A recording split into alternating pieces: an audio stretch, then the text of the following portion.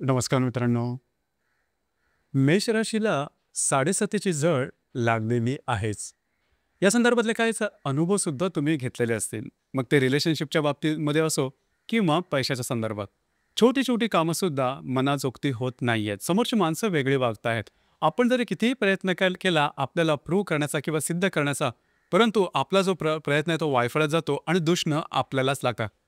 अशाच प्रकारचे काही अनुभव गेल्या मार्चपासून तुम्ही घेतलेले असतील. अर्थात येणारा जो हा महिना आहे म्हणजे नोव्हेंबरचा जो महिना आहे, यामध्ये काही ज्या गोष्टी आहेत त्याच्यापासून सुटका निश्चितच मिळते आहे. परंतु दुसऱ्या शब्दात सांगायचं झालं तर याच संपूर्ण नोव्हेंबर महिन्यामध्ये हा तुमचा परीक्षेचा कालावधी असणार आहे. म्हणजे 7.5च्या संदर्भात सांगायचं झालं तर 7.5मध्ये संपूर्ण 7.5 वर्ष हे कोणाचे कधीच वाईट जात नाही. परंतु या 7.5मध्ये किंवा 7.5 वर्षामध्ये असे काही छोटे काही कालावधी येतो, त्यामध्ये आपल्याकडून चूक होण्याची शक्यता असते आणि या चुकीचा जो परिणाम आहे तो आपल्याला 7.5मध्ये भोगावयास लागतो. अशाच प्रकारचा कालावधी हा नोव्हेंबर महिन्याचा आहे. तर या महिन्यामध्ये तुम्हाला अतिशय सावधपणे गोष्टी करायला हव्यात. काही गोष्टी तुमच्या विपरीत तुम्हाला कराव्या लागू शकतील. जसं की तुमची जी रस आहे ही ॲडजस्ट करायला लवकर तयार होत नाही. म्हणजे जर का आपली चुकी नसेल तर आपण ॲडजस्ट का करावं? परंतु कधी-कधी काय असतं, की परिस्थितीला समोर ओळखून आपल्याला त्याप्रमाणे वागावं लागतं. तशाच प्रकारचा काहीसा कालावधी जो आहे तो नोव्हेंबर महिन्याचा आहे. तो कसा आहे, कशा प्रकारचा आहे, कोणत्या प्रकारच्या गोष्टीपासून तुम्हाला सावध राहायला हवं, कशा प्रकारची ॲडजस्टमेंट करायला हवी, या सर्व संदर्भातली खुलासेवार चर्चा आपण या व्हिडिओमध्ये करणार आहोत. तर सुरुवातीला आपण चर्चा करू, की तुमचं जे स्वास्थ्य आहे, मानसिक किंवा शारीरिक हे नेमकं कशा प्रकारचं राहील. जसं की तुमच्या राशीचा जो स्वामी आहे मंगळ, हा मंगळ संपूर्ण नोव्हेंबर महिन्यामध्ये तुमच्या 8व्या स्थानामध्येच भ्रमण करणार आहे. याचप्रमाणे राशीचा जो षष्टेश किंवा नंबर 1चा अशुभ फलदायी ग्रह बुध हा तुमच्या सप्तम आणि अष्टम स्थानामध्ये भ्रमण करणार आहे. अर्थात तो अष्टम स्थानामधून वक्री होऊन तुमच्या सप्तम स्थानामध्ये येणार आहे. याचप्रमाणे राशीच्या अष्टमामध्ये रवी, बुध, शुक्र, मंगळ हे चारही ग्रह येणार आहेत. अष्टम स्थान हे अशुभ फलदायी स्थान मानलं जातं. याला मृत्यू स्थान असं सुद्धा म्हणतात. अर्थात या संपूर्ण नोव्हेंबर महिन्यामध्ये सगळ्यात पहिली आणि महत्त्वाची गोष्ट म्हणजे आरोग्याकडे लक्ष देणं गरजेचं राहील. आरोग्याच्या संदर्भातले काही त्रास अचानकपणे डोकं वर काढू शकेल, काळजी घ्या. कुठल्याही प्रकारच्या व्याधींनी जर का तुम्ही पीडित असाल, ग्रसित असाल, तर त्याचे सुद्धा काही संकेत तुम्हाला या महिन्यामध्ये मिळू शकतील. लगेचच्या लगेच डॉक्टर इलाज करणं गरजेचं राहील. आणखीन एक मनस्थिती साधारण या महिन्यामध्ये तयार होऊ शकेल. ती कोणती ते सांगतो. गेल्या साधारण 5-6 महिन्यामध्ये बऱ्याच प्रमाणात कुठल्या ना कुठल्या गोष्टींशी संबंधित तुम्ही त्रासामध्ये असालच. अर्थात या त्रासामधून बाहेर येण्याकरता बऱ्याच वेळेस आपण शॉर्टकट्स मारतो आणि हे शॉर्टकट्स कधी-कधी आपल्या अंगलटी येतात. अशाच प्रकारचे काही अनुभव किंवा अशाच प्रकारची काही मानसिकता तुमची या महिन्यामध्ये तयार होणार आहे. काळजी घ्या. कुठल्याही प्रकारच्या गोष्टी आउट ऑफ द वे जाऊन करू नका किंवा शॉर्टकट अजिबात घेऊ नका. जरी तुम्हाला वाटत असेल की परिस्थिती तुमच्यावरती शेकणार आहे किंवा एखादी परिस्थिती अशा प्रकारे उद्भवणार आहे की त्यामुळे तुम्हाला त्याचा मोठा धक्का लागणार आहे, काळजी करू नका. हा धक्का तुम्ही सोसवाल, परंतु जर का तुम्ही शॉर्टकट्स मारले किंवा गोष्टी विपरीत प्रकारे केल्या आणि त्याच्यामध्ये जर का फसाल, तर पुढे येणाऱ्या कित्येक महिन्यांकरता किंवा वर्षांकरता त्याचे परिणाम तुम्हाला भोगावे लागू शकतील. तर या संदर्भात काळजी घेणं, सजग राहणं अतिशय आवश्यक राहील. यानंतर आपण चर्चा करू की तुमचं जे आर्थिक स्थैर्य आहे हे नेमकं कशा प्रकारचं राहील.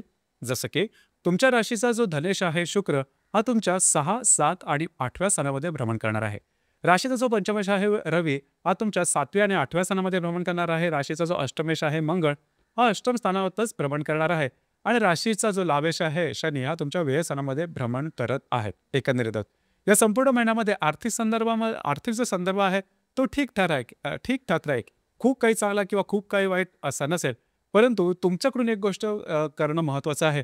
आर्थिक व्यय टाळा, खर्च टाळा. ही गोष्ट अतिशय महत्त्वाची राहील. अनावश्यक अनपेक्षित जरा जे खर्च आहेत ते टाळण्याकडे तुमचा कल असायला हवा. ते जर का तुमच्याकडून टाळले गेले तर अर्थातच गोष्टी विपरीत होणार नाही. या संदर्भात काळजी घ्या. दुसरी महत्त्वाची गोष्ट म्हणजे जर का तुम्ही शेअर मार्केटमध्ये ट्रेड करत असाल तर संपूर्ण महिन्यामध्ये कुठल्याही प्रकारचे ट्रेड छोटे किंवा मोठे अजिबात करू नका. तुमचे अंदाज निश्चितपणे चुकू शकतील. या संदर्भात काळजी घेणं अतिशय गरजेचं राहील. गृहसौख्याबद्दल सांगायचं झालं तर राशीच्या चतुर्थ स्थानामध्ये गुरु जो ग्रह आहे तो भ्रमण करतो आहे. मात्र दिनांक 12 तारखेनंतर तो वक्री सुद्धा होणार आहे. त्या घरातले ज्या मोठ्या व्यक्ती असेल, वयोवृद्ध व्यक्ती असतील, त्यांच्या आरोग्याकडे थोडंसं लक्ष देणं गरजेचं राहील. त्यांच्या आरोग्याच्या संदर्भातले काही त्रास डोकं वर काढू शकतील. त्या संदर्भात काळजी घेणं अत्यंत गरजेचं राहील. गोष्ट फार महत्त्वाची राहील. त्याचप्रमाणे घरातल्या ज्या व्यक्ती असतील त्यांच्याबरोबर छोट्या मोठ्या कारणामुळे मतभेद, मतवैचित्र अशा प्रकारचे सुद्धा काय अनुभव येऊ शकते. त्या संदर्भात सुद्धा थोडीशी काळजी घेणं गरजेचं राहील. यानंतर लव्ह लाईफ किंवा रिलेशनशिपबद्दल सांगायचं झालं तर साधारण तुमच्या राशीचा जो पंचमेश आहे रवी, हा रवी तुमच्या 7व्या आणि 8व्या स्थानामध्ये भ्रमण करणार आहे. जर का तुम्ही रिलेशनशिपमध्ये असाल तर रिलेशनशिपमध्ये असणाऱ्या व्यक्तीबरोबरचे नातेसंबंध ठीक राहील. काही फार मोठे विचित्र किंवा वाईट अनुभव येणार नाहीत. गेल्या साधारण 2-3 महिन्यापासून जे काही अनुभव येते त्याच्यापेक्षा निश्चितच चांगले राहतील. त्याच्यामुळे तशी काही काळजी करू नका. फक्त रिलेशनशिपमध्ये असणाऱ्या व्यक्तीच्या आरोग्याकडे लक्ष द्या. याचप्रमाणे गर्भवती महिला ज्या आहेत, मेष राशीच्या गर्भवती महिलांनी मात्र स्वतःच्या आरोग्याकडे लक्ष देणं अत्यंत गरजेचं राहील. आरोग्याच्या संदर्भातले काही त्रास डोकं वर काढू शकतील आणि ते थोडेसे रिमोट सुद्धा असू शकते. लगेचच्या लगेच डॉक्टर इलाज करणं गरजेचं राहील. याचप्रमाणे जो विद्यार्थी वर्ग आहे त्यांच्यासाठी मात्र कालावधी उत्तम राहील. म्हणजे तुम्ही जे काही एफर्ट घेतलेले असेल, तुम्ही जे काही प्रयत्न केलेले असेल, त्यांना उत्तम प्रकारचे अनुभव किंवा चांगल्या प्रकारचे तुम्हाला त्याचे अनुभव आहेत ते मिळणार आहेत. त्याच्यामुळे तशी काहीही काळजी करू नका. गोष्टी तुमच्या अपेक्षे अनुरूप होणार आहेत. याचप्रमाणे वैवाहिक जीवनामध्ये सांगायचं झालं तर हा जो प्रांत आहे, हा प्रांत बऱ्याच प्रमाणात तुमच्या अपेक्षेप्रमाणे राहील. खास करून तुमच्या राशीचा जो सप्तमेश आहे किंवा वैवाहिक जीवनाचा मुख्य कारक मेष राशीचा शुक्र हा 6, 7 आणि 8व्या स्थानामध्ये भ्रमण करणार आहे. पैकी 7व्या स्थानामध्ये तो बराच कालावधीसाठी राहणार आहे. त्यामुळे विवाहित असाल तर वैवाहिक जोडीदाराचे नातेसंबंध सुमधुर अशा प्रकारचे दिसून येतील. गेल्या काही दिवसामध्ये तुम्हाला जाणवलं असेलच की थोडेसे वैवाहिक जोडीदार आहेत ते तुमच्या ते हवी होत आहे. परंतु काळजी करू नका. तुमच्या दोघांमध्ये जे नातेसंबंध किंवा जे हार्मनी आहे ती अतिशय व्यवस्थित राहील. याचप्रमाणे मेष राशीच्या व्यक्ती विवाह सुख आहे त्यांच्यासाठी सुद्धा हा कालावधी उत्तमच असणार आहे. यानंतर करिअरच्या संदर्भात सांगायचं झालं तर राशीचा दशमेश किंवा कर्मेश जो आहे शनी, हा शनी तुमच्या व्ययस्थानामध्ये भ्रमण करतो आहे. गेल्या 2 ते 2.5 महिन्यापासून तो वक्री होता. मात्र या महिन्याच्या शेवटी म्हणजे 28 तारखेपासून तो मार्गस्थ होणार आहे. त्याच्यामुळे जी काय थोडीशी वणवण तुम्हाला वाटत असतील कार्यक्षेत्राच्या संदर्भात किंवा कार्यक्षेत्रात तुम्हाला वाटत असेल की आपल्याकडून काम जास्त करून घेतलं जात आहे किंवा नातेसंबंध काही ठीक राहत नाही, सहकर्मीकडून वादविवाद होत आहेत किंवा वरिष्ठांबरोबर मतभेद होत आहेत, ते हळूहळू आता कमी व्हायला लागते. मात्र एक गोष्ट निश्चित की भावनेच्या आहारी जाऊन कुठल्याही प्रकारचे चुकीचे किंवा टोकाचे निर्णय मात्र घेऊ नका. तुमची जी रास आहे ती खूप कॉन्फिडन्स वाली रास आहे आणि स्वतःच्या हिमतीने पुढे जाणारी आहे. म्हणजे सहसा ॲडजस्ट करत नाही. परंतु कालावधी समजा आपल्या विरोधात असेल तर आपल्याला थोडंसं नमतं घेणं किंवा ॲडजस्ट करणं गरजेचं राहील. आणि ते जर का करायला जमलं तर उत्तमच, आणि नाही जमलं तर त्याचे त्रास येणाऱ्या काही महिने किंवा वर्षासाठी तुम्हाला होऊ शकतात. या संदर्भात काळजी घ्या. यानंतर जे ग्रहयोग आहे नोव्हेंबर महिन्यातले त्याचे प्रभाव परिणाम कसे असतील त्या संदर्भातली चर्चा करू. जसं की दिनांक 4 तारखेला मंगळाचा हर्षलची त्रिकोणयोग आणि हर्षलचे प्रतियोग आणि मंगळाशी त्रिकोणयोग होणार आहे. मंगळ जो की तुमच्या अष्टमात भ्रमण करतो, द्वितीयातला हर्षलची प्रतियोग होणार आहे, व्ययातल्या नेपच्यूनशी त्रिकोणयोग होणार आहे. आरोग्याकडे लक्ष द्या. लागणं, कापणं, खरचटणं, फ्रॅक्चर होणं, हाडांच्या संदर्भातले त्रास अशा प्रकारचे काय अनुभव तुम्हाला या दरम्यान येऊ शकतील. शारीरिक दुखापतीचे अनुभव या दरम्यान येऊ शकतील. तुम्ही बऱ्याच प्रमाणात ॲक्टिव्ह असणार आहात आणि तसे पण तुम्ही ॲक्टिव्ह असतात तर त्या संदर्भात आरोग्याकडे खास करून शारीरिकतेकडे लक्ष देणं अतिशय गरजेचं राहील. यानंतर दिनांक 12 तारखेला बुध आणि मंगळाची युती तुमच्या 8व्या स्थानात होणार आहे. या संपूर्ण नोव्हेंबर महिन्यामध्ये सर्वात अशुभ फलदायी जर का कुठला ग्रहयोग असेल तर तो हा दिनांक 12 तारखेचा. तर या दरम्यान तुमचे शारीरिक आणि मानसिक गोष्टींकडे लक्ष देणं गरजेचं आहे. थोडंसं मानसिक तणाव वाढल्यासारखा वाटेल, इमोशन्स थोडं जास्त झाल्यासारखा वाटेल आणि त्याचा प्रभाव पडणं तुमच्या शारीरिकतेवर सुद्धा होईल.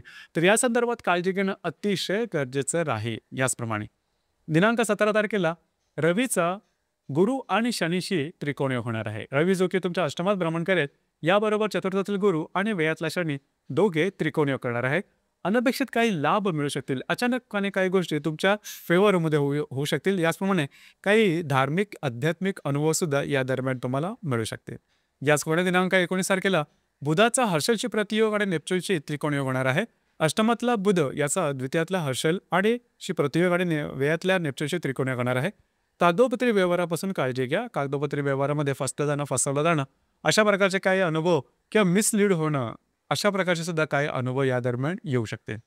याचप्रमाणे दिनांक 21 तारखेला रवीचा हर्षलची प्रतियोग आणि नेपच्यूनशी त्रिकोणयोग होणार आहे. या संदर्भात इथे सुद्धा जे तुमचं कार्यक्षेत्र आहे त्या संदर्भात थोडीशी काळजी घेणं गरजेचं राहील.